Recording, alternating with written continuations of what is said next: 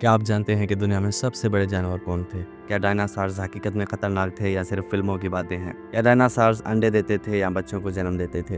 वो क्या खाते थे? क्या उनकी खाल हमारे आज के मगरमच्छों जैसी थी या परिंदों जैसी? और सबसे अहम बात, वो कहाँ गए? क्या आज भी कहीं डायनासॉर्स मौजूद हैं? क्या कभी दोबारा ये दुनिया में वापस आ सकते हैं? आज हम इन सारे सवालात के जवाब तलाश करेंगे, तो वीडियो को आखिर तक देखिए। दोस्तों, डायनासॉर तकरीबन 23 करोड़ साल पहले इस ज़मीन पर नमूदार हुए। ये वो दौर था जब न इंसान थे, न ही हमारे आज के जानवर। ये एक ख़ास किस्म के रेंगने वाले जानवर थे जिन्होंने ज़मीन पर राज किया, आसमानों को छू लिया और समंदर पर भी कब्ज़ा कर लिया। आज हम जानेंगे कि ये कैसे दिखते थे, कहाँ रहते थे, क्या खाते थे और कैसे ख़त्म हुए। डायनासॉर की शक्लें और साइज़ बहुत मुख्तलिफ थे। कुछ छोटे, मुर्गी से भी छोटे जैसे कॉम्सोनिड्स, कुछ बहुत बड़े जैसे अर्जेंटिनोसार्स जो 100 फीट तकरीबन 30 मीटर तक लंबा होता और वज़न 70 टन तक होता। कुछ 2 पैरों पर चलते थे, कुछ 4 पैरों पर। कुछ के मुंह में तेज़ दांत होते थे, कुछ के चोंच जैसी शक्ल। कुछ के जिस्म पर सख्त खाल होती थी, कुछ के जिस्म पर हल्के हल्के परों जैसे बाल होते थे। डायनासॉर्स 2 बड़ी अक़साम में तकसीम किए जाते हैं। गोश्तखोर कार्निवोरस जैसे टी-रेक्स जो दूसरे जानवरों को खाकर जिंदा रहते थे। पौधेखोर हर्बीवोरस जिससे ब्रैकियोसार्स जो दरख्तों की पत्तियां और पौधे खाते थे। कुछ डायनासॉर्स सब कुछ खाते थे, लेकिन ज़्यादातर या तो गोश्तखोर या पौधेखोर होते थे। जी हाँ, डायनासॉर्स अंडे देते थे। अंडे आज के परिंदों या मगरमच्छ के अंडों जैसे होते थे। अंडे की शक्ल और साइज़ डायनासॉर्स के किस्म के लिहाज से मुख्तलिफ होती थी। कुछ अंडे छोटे, कुछ बड़े, तकरीबन बास्केटबॉल जितने बड़े होते थे। अक्सर डायनासॉर्स अपने अंडों की देखभाल भी करते थे, बिल्कुल आज के परिंदों की तरह।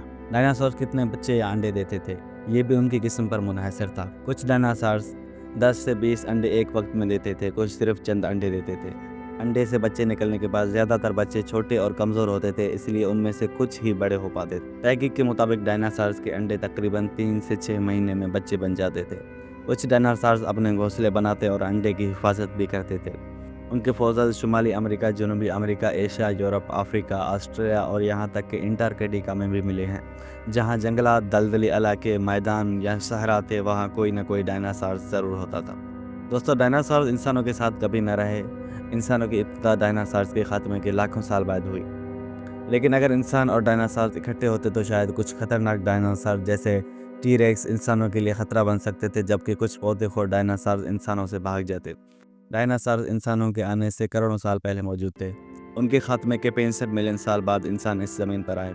यानी ना तो इंसान ने डायनासॉर्स को देखा और ना ही डायनासॉर्स ने इंसान को देखा। डायनासॉर का खात्मा तकरीबन 6 करोड़ 50 लाख साल पहले हुआ। सबसे मजबूत वजह एक बहुत बड़ा शहाब साकिब है जो मेक्सिको के इलाके युकाटन में आकर गिरा। इस टक्कर से आग लगी, धूल उड़ गई, सूरज की रोशनी ज़मीन तक ना पहुंची और पौधे मर गए। पौधे ख़त्म होने से पौधेखोर डायनासॉर्स ख़त्म हुए और फिर गोश्तखोर डायनासॉर्स भी ख़त्म हो गए। यूं उनकी दुनिया हमेशा के लिए ख़त्म हो गई। क्या आज भी डायनासॉर्स मौजूद हैं? जी हाँ, एक तरह से मौजूद हैं। आज के परिंदे मसलन मुर्गी, कबूतर, शतरमुर्ग दरअसल डायनासॉर्स की ही औलाद हैं। उनके जिस्म में डायनासॉर्स के ख़ास DNA की झलक आज भी मौजूद है। तो यूं कह सकते हैं कि डायनासॉर्स अब भी आपके करीब हैं।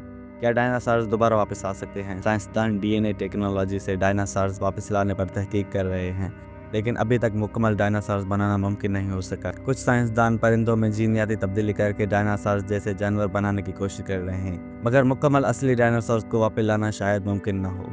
तो दोस्तों, ये थी आज की डायनासॉर्स की कहानी। उम्मीद है कि आपको ये मालूमात दिलचस्प लगी होगी। अगर आपको ये वीडियो पसंद आई हो तो लाइक, सब्सक्राइब और शेयर करना ना भूलें।